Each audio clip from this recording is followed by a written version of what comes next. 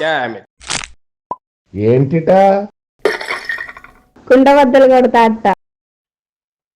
నమస్కారం, కుండబద్దల ప్రేక్షకులకి స్వాగతం. నేను గౌతమ్ కాటా. ఈ వీడియోలో నేను మీతో చెప్పాలి అనుకునే అంశం, జగన్మోహన్ రెడ్డి కష్టం పగోడికి కూడా రాకూడదు అనేలాంటి కష్టాలు ఇప్పుడు జగన్మోహన్ రెడ్డి ఎదురుగా నిలబడ్డాయి. ఏ రోజైతే ఇన్ఛార్జీల మార్పు లేదా సీట్లు మీకు లేదు, మిమ్మల్ని ఇక్కడి నుంచి అక్కడికి మారుస్తున్నాం అని తారుమారు తక్కడమారు ఆట ఒకటి ఆడి కొంతమందికి ఉద్వాసన కూడా పలికితే జగన్మోహన్ రెడ్డి మీద అసమ్మతి గళం వైఎస్ఆర్ కాంగ్రెస్ పార్టీలోనే రేగింది. ఇప్పుడు అసలు ప్రాబ్లం ఏమిటయ్యా అంటే, మార్చిన వాళ్ళు తీసేసిన వాళ్ళు పోయినోళ్ళు పోగా పెట్టిన ఇన్ఛార్జీలు కూడా ఈరోజు పారిపోయే పరిస్థితికి వచ్చారు. బీజేపీ టీడీపీ అలయన్స్ తోటి ఇక వైఎస్ఆర్ కాంగ్రెస్ పార్టీ గట్టెక్కటం కష్టం అని నిర్ణయం చేసుకుని వాళ్ళు కూడా ఈసారికి సీటు మాకొద్దులే అని జగన్మోహన్ రెడ్డికి ఎవరో ఒకరి ద్వారా ఇంటిమేషన్ పంపిస్తూ ఉన్నారు.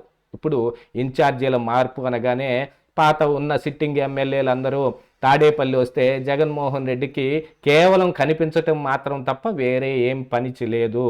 మొత్తం ధనుంజయ రెడ్డి కానీ, సజ్జల రామకృష్ణారెడ్డి కానీ, వైవి సుబ్బారెడ్డి కానీ వీళ్ళే డిసైడ్ చేసేసి ఈసారి మీకు లేదులే వెళ్ళిపోండి, జగన్మోహన్ రెడ్డికి ఒక దండం పెట్టి వెళ్ళిపోవటం తప్ప ఏమీ లేదు అని చెప్పేస్తే బాధపడిన వాళ్ళు కొంచెం మంది బయటపడ్డారు. ఎంఎస్ బాబు లాంటి వాళ్ళు కావచ్చు, జొన్నలగడ్డ పద్మావతి లాంటి వాళ్ళు కావచ్చు, లేదా ఆళ్ళ రామకృష్ణారెడ్డి లాంటి వాళ్ళు అయితే అసలు పార్టీకి రాజీనామా చేసేశారు. ఇక దాంతోపాటుగా గుంటూరు ఎంపీ లావు కృష్ణదేవరాయలు ఏం చేశాడో కూడా చూసాం. పార్టీకి ఎంపీకి రెండింటికి రాజీనామా చేసి ఆయన ఇప్పుడు టీడీపీ పార్టీలో నరసరావుపేట నుంచి పోటీ చేయబోతూ ఉన్నాడు అనే పుకార్లు కూడా రావటం మొదలుపెట్టాయి.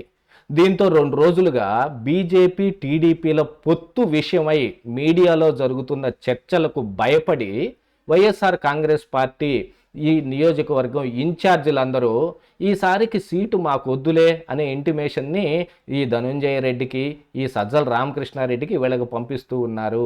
అది కాదు, జగన్మోహన్ రెడ్డితో మాట్లాడదాం ఆగండి అన్నా కూడా అక్కడ దాకా ఎందుకు వెళ్ళేది, మీరే ఏదో ఒకటి ఆయనకి సర్ది చెప్పేసేయండి.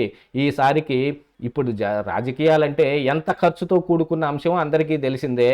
ఆల్మోస్ట్ ఆల్ ఇప్పుడు ఇండియా టుడే లాంటి సర్వేలు కూడా, టైమ్స్ నౌ అయితే అది వేరే, టైమ్స్ నౌ అయితే వాళ్ళకి ఎంతెంత ముడుపులు అందుతున్నాయో, లేకపోతే వాళ్ళకి ఎంత యాడ్ రెవెన్యూ ఆంధ్రప్రదేశ్ రాష్ట్రం నుంచి వెళ్తుందో మనకి తెలియదు. కానీ ఆ ఛానల్ని ఆంధ్రప్రదేశ్ రాష్ట్రంలో చూసే ఒక్కడంటే ఒక్కడు కూడా లేడు అని అంటే అతిశయోక్తం కాదు. అయినా కూడా మన ఆంధ్రప్రదేశ్ రాష్ట్ర సొమ్ము ఆ టైమ్స్ నౌకి ఎంత చదవ పెడుతున్నారో అందరికీ తెలిసిందే. దీంతో పాటుగా ఇండియా టుడే కూడా మొన్నటికి మొన్న రాజ్దీప్ సర్దేశాయ్ తోటి ఇండియా టుడే ద్వారా ఇక్కడ ఒక ఎడ్యుకేషనల్ కాన్కేవ్ ఒకటి పెట్టి దానికి కూడా కోటాను కోట్ల రూపాయలు చదువు పెట్టారనే విషయాన్ని కూడా మనం తెలుసుకున్నాం. ఇవన్నీ జరిగిన తరువాత కూడా మొన్న ఇండియా టుడే సర్వే వచ్చింది. ఏం వచ్చింది? టీడీపీ పార్టీ 17 సీట్ల వరకు సాధించే అవకాశం ఉంది, జగన్మోహన్ రెడ్డికి 8 ఎంపీ సీట్లు మాత్రమే వస్తాయి అనే విషయాన్ని వాళ్ళు కూడా సర్వే ద్వారా వ్యక్తం చేశారు. మా ముందు రోజు దాకా అయితే 24 సీట్లు ఖాయంగా వస్తాయి, 25కి 24 లేదా 25 వచ్చేసే అవకాశాలు కూడా ఉన్నాయి అని చెప్పుకొచ్చిన వాళ్ళే ఈరోజు మాట మార్చేశారు. ఎందుకని మార్చారు ఈ మాట అనంటే, ఇప్పుడు బీజేపీ వచ్చి టీడీపీతో కలవబోతోంది.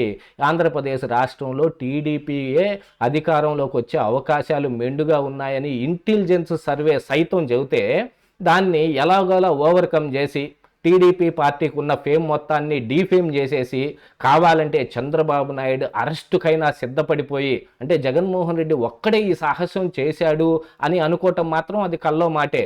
పైన ఉన్న ఆ ఇద్దరు గనక ప్రమేయం లేకుండా చంద్రబాబు నాయుడు అరెస్టు జరిగింది అని అంటే తెలుగు మాట్లాడే ప్రజల్లో మెడకాయ మీద తలకాయ ఉన్నవాడు ఎవడు ఒప్పుకునేది కాదు. ఆ చంద్రబాబు నాయుడు అరెస్టు విషయంలో అంత సీరియస్గా ఏది టీడీపీ పార్టీని ఆంధ్రప్రదేశ్ రాష్ట్రంలో చంపేయటం కోసం జరిగిన వ్యవహారంలో ఇది ఒక భాగంగా తేలింది. కానీ టీడీపీ పార్టీ అనూహ్యంగా గట్టెక్కింది. బీజేపీ పార్టీ ఊహించలేకపోయింది చంద్రబాబు నాయుడు అరెస్టు దేశవ్యాప్తంగా ఇంత గగ్గోలు పెడుతుంది అనే అంశాన్ని వాళ్ళు కూడా ఊహించలేకపోయారు. ఎక్కడెక్కడ విస్తరించి ఉన్న విదేశాల్లో ఉన్న తెలుగు వాళ్ళు సైతం చంద్రబాబు నాయుడు అరెస్టుని ఖండించటం మొదలుపెట్టారు. జగన్మోహన్ రెడ్డి మీద ఏహ్యభావం పెంచుకున్నారు. దాంతోపాటుగా అది బీజేపీ మెడకు కూడా చుట్టుకోవటం. ఎందుకంటే సోము వీర్రాజు లాంటి వాళ్ళు కానీ మిగతా చాలామంది ఇక్కడ ఉన్న బీజేపీ నాయకులు జగన్మోహన్ రెడ్డి చెప్పు చేతల్లో ఎంతమంది ఉన్నారో వాళ్ళందరూ పైకి పంపించిన రాంగ్ ఇన్ఫర్మేషన్ మూలానే ఇలా జరిగింది. కాకపోతే ఇంటెలిజెన్స్ ఏదైతే ఈ ఆంధ్రప్రదేశ్ రాష్ట్రంలో ఎవరికి ఎక్కువగా పవనాలు వీస్తున్నాయి అనే దాన్ని అసెస్మెంట్ చేసిన దాంట్లో ఎలాగోలో దాన్ని సబ్సైడ్ చేసి ఇక్కడ మళ్ళీ తిరిగి జగన్మోహన్ రెడ్డి పుంజుకునేలాగా ఏం ప్లాన్ చెయ్యాలి అని వాళ్ళు చేసిన ప్లాన్లు మొత్తం ఒక్క మంచు పొరలాగా విడిపోవటం జరిగిపోయింది. అది దాంతో 53 రోజులు చంద్రబాబు నాయుడు జైల్లో ఉన్నప్పటికీ కూడా అనూహ్యంగా ఎప్పుడు ఉండనంత ఒక పెద్ద ఫేమ్ తోటి బయటకు రావడం జరిగింది. టీడీపీ పార్టీలో కూడా శ్రేణులు కూడా బాగా ఉత్సాహంగా ఈసారి గట్టిగా పనిచేసి చంద్రబాబు నాయుడిని ఎలాగైనా సీఎంని అయ్యే విధంగా మనం చూసుకోవాల్సిందేనని వాళ్ళు కూడా ఒక నిర్ణయం తీసుకున్నారు. దీంతో వైఎస్ఆర్ కాంగ్రెస్ పార్టీలో కింది స్థాయి కార్యకర్తల దగ్గర నుంచి పై స్థాయి నాయకుల వరకు, అంటే సెకండ్ గ్రేడ్ నాయకులు లేదా మెయిన్ ముఖ్య నాయకులు, దీంతో పాటుగా పార్టీలో సుప్రీమైన జగన్మోహన్ రెడ్డి రెండో స్థానంలో ఉండే మరొక ప్రముఖ నాయకుడితో సైతం బీజేపీ పార్టీతోటి మంతనాలు జరుపుతున్నట్టుగా చాలా వార్తలు బయటకు వచ్చాయి. వీటన్నిటిని చూసి ఇప్పుడున్న ఇన్ఛార్జీలు భయం పట్టుకుంది. మనం ఇప్పుడే కొత్తగా వచ్చాము, లేదు ఒక చోట నుంచి మారి ఈ ప్రదేశానికి వచ్చాము, కానీ మరి ఇక్కడ ఇప్పుడు జరుగుతున్న లాంటి పరిస్థితుల్లో గెలుపు ఎలాగా? ఒకవేళ మనం పాత నియోజకవర్గంలోనే ఉన్నా మనం చేసే కొద్దో గొప్ప పనులకి మనకేదైనా వచ్చి ఉండే అవకాశం ఉంది, కానీ కొత్త నియోజకవర్గాల్లో మనం ఏం చేయాలి? అది కాకుండా ఇన్ఛార్జీలుగా వచ్చిన వాళ్ళు ఇప్పుడు వాళ్ళు ఏం చేస్తున్నారో వాళ్ళకే తెలియని లాంటి పరిస్థితులన్నీ ఏర్పడి ఉన్నాయి. జగన్మోహన్ రెడ్డి పెద్ద సందిగ్ధంలో ఢిల్లీ చుట్టూతా తిరుగుతూ ఉన్నాడు. నిన్నటికి నిన్న నరేంద్ర మోడీ తోటి భేటీ అయినప్పటికీ కూడా ఇక నువ్వు సర్దేసుకో, ఇక నీ పని అయిపోయినట్టే అని చెప్పినట్టుగా కొన్ని సంకేతాలు కూడా బయటకు వినవచ్చాయి ఢిల్లీ వర్గాల ద్వారా. నరేంద్ర మోడీ జగన్మోహన్ రెడ్డికి ఏం క్లాస్ బీకాడు అనే దాని మీద చాలా వీడియోలు రావటం జరిగింది, మీడియాలో న్యూస్ కూడా రావటం జరిగింది.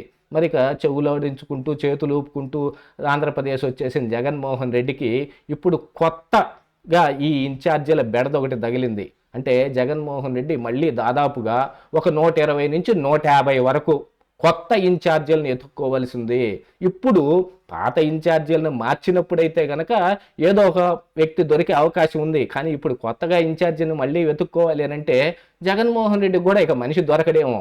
వైఎస్ఆర్ కాంగ్రెస్ పార్టీ ఈ దెబ్బతో ఖాళీ అయిపోతుంది అని ఊహిస్తున్న వాళ్ళందరికీ ఒక మంచి నిదర్శనంగా ఈ ఇన్ఛార్జీల బెడద ఒకటి ఇప్పుడు తగులుకుంది.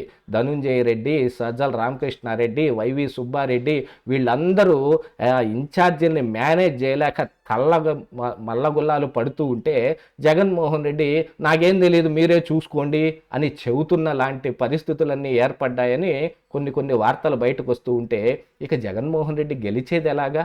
ఇదే ఈరోజు కుండబద్దలు.